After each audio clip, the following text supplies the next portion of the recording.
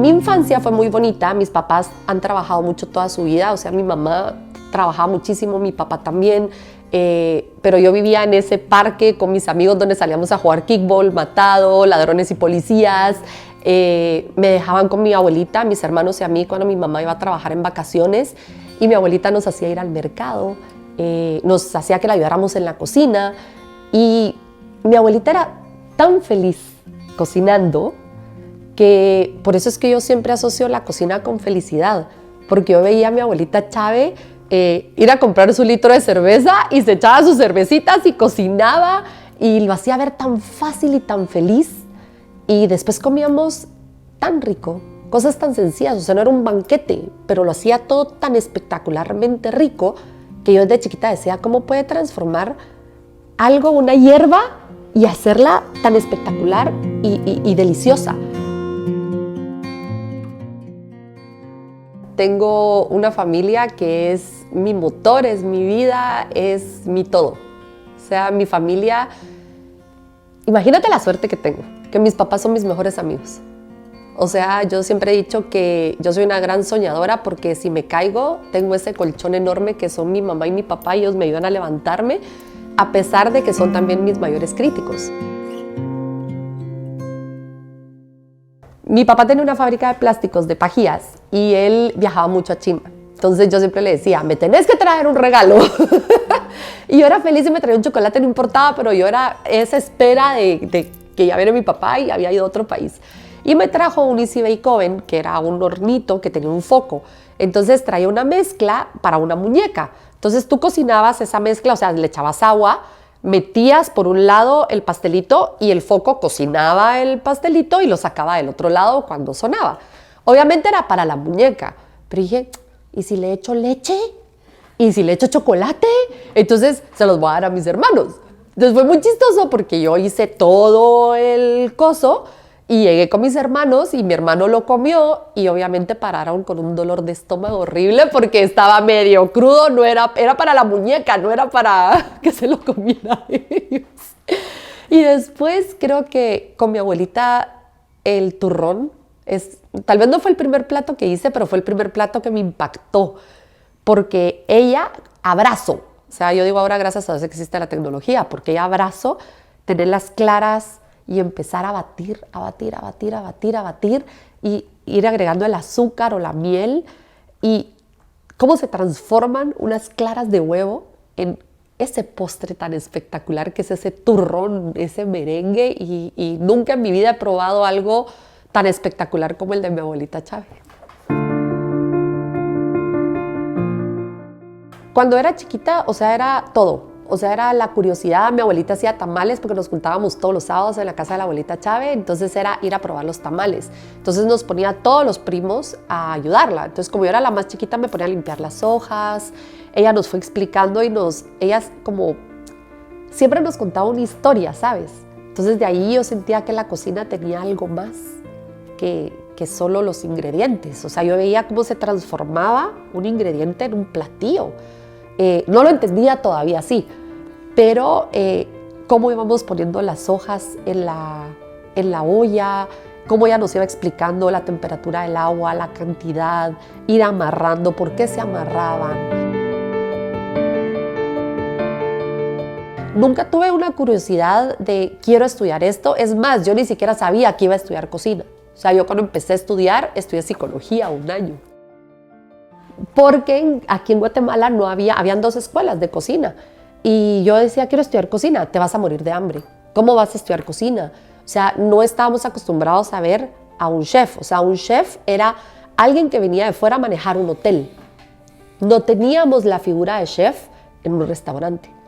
No teníamos la figura de chef, o sea, en esa época Guatemala estaba 25 años atrasado en la cocina cuando yo estaba estudiando. Y no estábamos claros realmente todavía en la importancia que tenían los chefs en Europa, por ejemplo. No teníamos la velocidad de las noticias de ahora.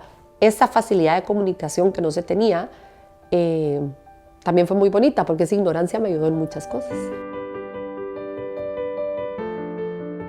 Sin darme cuenta, mis inicios fueron en el colegio, porque yo estuve en el colegio Capullé y doña Olguita nos daba educación para el hogar y ahí sí te daban cocina.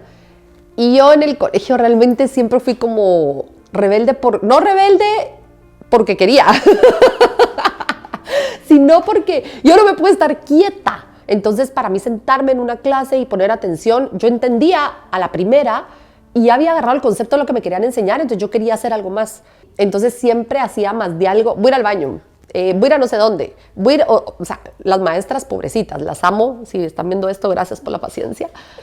Pero la clase de cocina con doña Olguita me fascinaba. O sea, yo esperaba que llegara esa clase.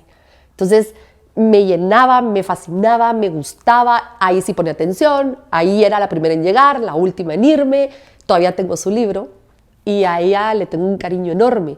Y también cuando mi papá abrió el primer restaurante, yo tenía 13 años más o menos, creo yo, y yo me bajaba del bus del colegio cuando me tocaba quedarme con él. Me bajaba del bus del colegio y en lugar de hacer deberes, me iba a la cocina. Y en vacaciones, yo quería estar en la cocina del restaurante. Entonces mi papá, ok, quieres estar en la cocina, pero aprendes desde cero. Entonces era limpiar pescados, descamar pescados, ayudar a limpiar lo que fuera, camarones. Y ya de ahí, pues ya cuando me salí de psicología, ya a la universidad, chilerísima la universidad, pero las clases me gustaban dos nada más, historia y antropología. Las demás las gané por obra y gracia del Señor, no sé cómo todavía, no entraba a clases. Y eso no lo hagan.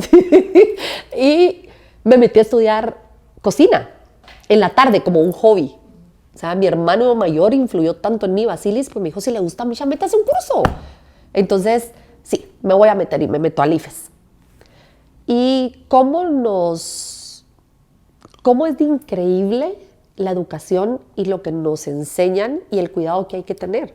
Porque yo hice un curso de 10 meses y como me fue súper bien, el curso cuando me gradué yo tuve diploma de chef de oro. Entonces uno se cree las palabras que te dan. O sea, había chef de plata, chef de oro. Yo como saqué el promedio buenísimo, chef de oro. Yo ya soy chef. 10 meses. No sabía un carajo. Nada. 10 meses no puedes saber nada. Al siguiente día que me gradué, me invitó una amiga a tomar un café a un hotel muy famoso y pasa el chef, Diego Fernández de Argentina, que también le debo mucho a él, y Hugo Juárez se llamaba, también argentino los dos. Y yo, ¡ey, mire, yo también soy chef! Con 10 meses de haber estudiado yo ya era chef. Y él, ¿así? Y yo, sí. Y usted me va a dar trabajo, ¿me quiere dar trabajo? Y es que a esa edad no te da miedo nada. Bueno, mi papá siempre me ha dicho, el no ya lo tienes. El no ya lo tienes. Entonces tú siempre pregunta. Capaz te dicen sí. Entonces yo pregunté. Y me dieron trabajo. Y me pusieron de asistente del chef de repostería. Imagínate que yo tenía mi cargo, porque el chef de repostería era de apellido Torres, no me acuerdo ahorita su nombre, pero él estaba en México y en Guatemala. Entonces él iba y venía. Y cuando no estaba él, yo me encargaba de la repostería. Y tenía 6 señores que llevaban toda la vida cocinando y yo no sabía nada. Y fue una de las lecciones más importantes de mi vida porque yo salí de ese curso diciendo soy chef y saqué diploma de oro. Entonces llegas con esa seguridad que tú ya sabes. Y cuando llego no sabía nada. Y entonces fue los pies siempre puestos en la tierra. Fue muy duro los primeros 3 meses porque obviamente llega alguien con 19 años. Yo me gradué de 17 del colegio, entonces cuando yo empecé a trabajar con ellos iba a cumplir 19. Y llega una niña de 19 años a decirte qué hacer y qué no hacer. Y no sabe. Entonces fue un aprendizaje 10 meses y ahí me di cuenta que ser chef es mucho más. Todo lo que trabajé esos 10 meses, vendí mi carro. O sea, yo no salía, no gastaba. Yo si salía era porque mis amigas me invitaban con tal de no gastar. Y yo las invitaba a los restaurantes para que no gastáramos. Y les dije a mis papás, miren, ahorré la mitad del curso y me quiero ir al País Vasco porque sé el idioma, pues no está tan caro y ahí me quiero ir. Está bien. Entonces mis papás me apoyaron y me fui para el País Vasco y cuando llego yo iba súper confiada otra vez. O sea, ya había estudiado, ya había trabajado, había ese obstáculo que había sido esos cocineros tan duros, única mujer con 6 hombres en una pastelería, chavita, 19 años, y me voy para el otro continente. Y llego y otra vez no sabía nada. Llego a un mundo de una cocina 25 años adelantada. O sea, estás hablando de una cocina de hidrocoloides, cocina molecular, cocina con nitrógeno, espuma. Y yo, ¡wow! Entonces, otra vez pies a la tierra y otra vez sopotón. Desde ahí dije, nunca más vuelvo a decir yo sé.